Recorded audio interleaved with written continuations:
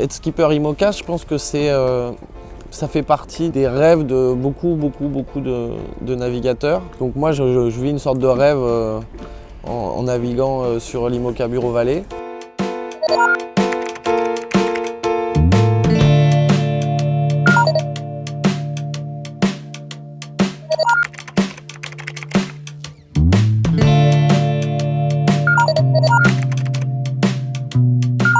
J'ai 29 ans, je suis né à Ivry-sur-Seine en région parisienne.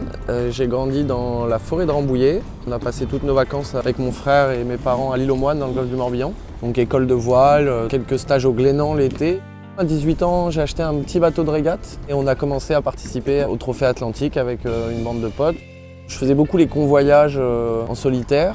C'est là que je me suis aperçu que j'aimais vraiment ça. À la fin de l'année 2009, il y avait la Route du Rhum un an plus tard. J'avais envie d'essayer de réaliser mon rêve. Donc j'ai loué le plus vieux classe 40 et le moins cher. Ça c'était début 2010. On a couru les 1000 milles de Méditerranée avec le bateau en début d'année. On a gagné et j'ai rencontré Bruno Perrol, le fondateur de Bureau-Vallée.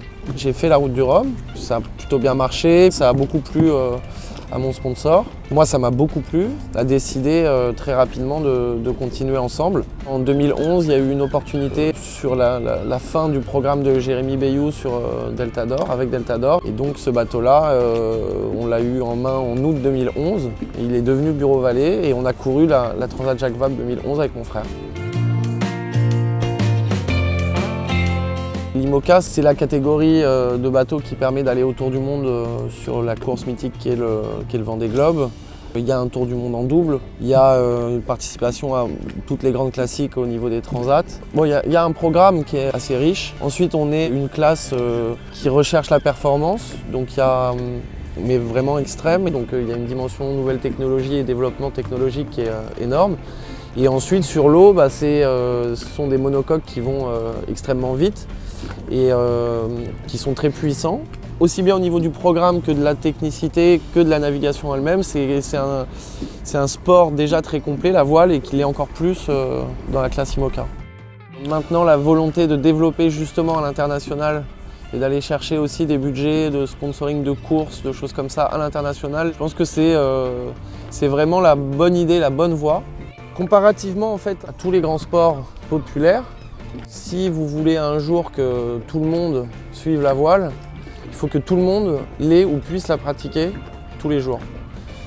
Donc le football, on peut le pratiquer avec un ballon de foot, qu'on soit extrêmement pauvre ou extrêmement riche. Au-delà d'améliorer la médiatisation des événements, d'améliorer l'explication des événements, de ce qui se passe sur nos bateaux, de tout ça, je pense qu'il faut qu'on permette l'accès à ce sport à tout le monde.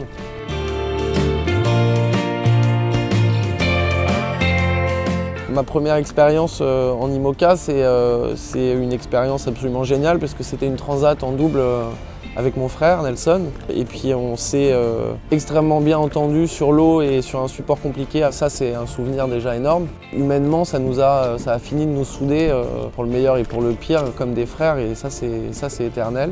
Voilà, tout ça, là, toute cette transat 2011, cette première expérience qui est aussi le point de départ de l'aventure en IMOCA pour ce projet. Ça, c'est, je pense, un de mes meilleurs souvenirs.